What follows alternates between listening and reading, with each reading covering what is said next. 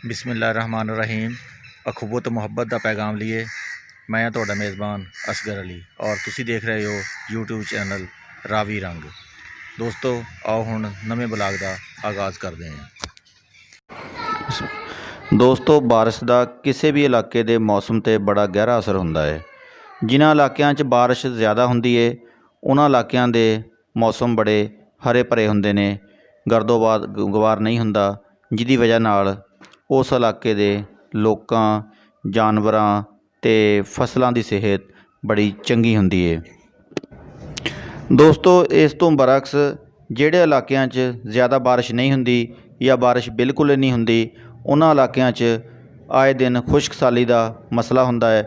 लोकां नूं ज़रूरत के मुताबिक पानी नहीं लभदा।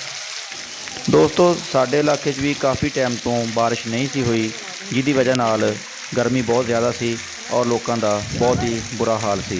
पर अज सुबह तो ही बदल आ गए, जिहदी वजह नाल मौसम बड़ा खुशगवार जहा हो गया और ये उम्मीद लग गई कि अज इंशाअल्लाह बारिश लाजमी होगी। अल्लाह ताला की मेहरबानी के नाल आखिरकार 4 बजे के नेड़े बदल बरसने शुरू हो गए। बदल बरसे, इंज बरसे कि हर पासे जल थल हो गया, लोगों की जान जान आई। दोस्तों बारिश के इस मौसम में सब तो ज़्यादा बच्चों ते बालों ने इंजॉय किया। उन्होंने एक दूए ते पानी के छिट्टे पाए और खूब एक नहाए और हला गुला किया, जिसकी वजह नाल ये नज़र आ रहा सी कि वह बारिश नाल बहुत ज़्यादा खुश होए ने।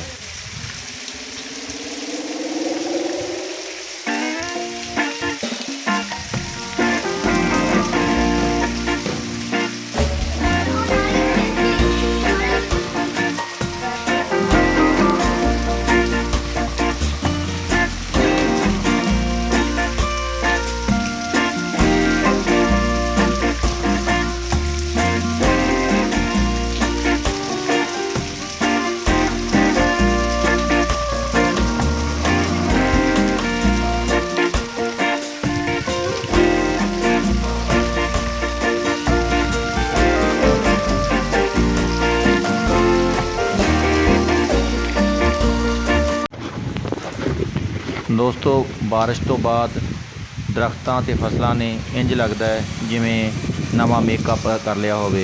मौसम साफ सुथरा ते गरज तो पाक हो गया। इस बारिश का किसानां ते जिमींदारां नूं भी बड़ा फायदा होया है।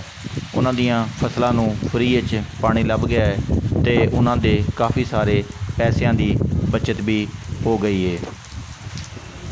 दोस्तों जिथे बारिश के बहुत ज़्यादा फायदे ने उत्थे दे कुछ नुकसानात भी होंदे ने। लोगों के कच्चे घर बाज़ बहुती बारिश होने की नाल गिर जाते हैं और घरों बेघर हो जाते हैं। कई लोगों दीयां फसलां मर जांदियां पानी की वजह नाल और कई इलाकों में सैलाब आ जाते हैं, जिसकी वजह नाल उन्हां दी सारी जमा पूंजी खत्म हो जाती है और इलाके च कहत पै जाता है। इसलिए अल्लाह अपनी रहमत ही रखे, बहुत ज़्यादा बारिश भी बाज़ बवाले जान बन जाती है। दोस्तों उम्मीद है तुहानू साडी ये वीडियो पसंद आई होएगी। अगर वीडियो पसंद आई है तो इनू शेयर करो, इत कमेंट करो और साडे चैनल नू सबसक्राइब करो। अल्लाह हाफिज़। पाकिस्तान जिंदाबाद।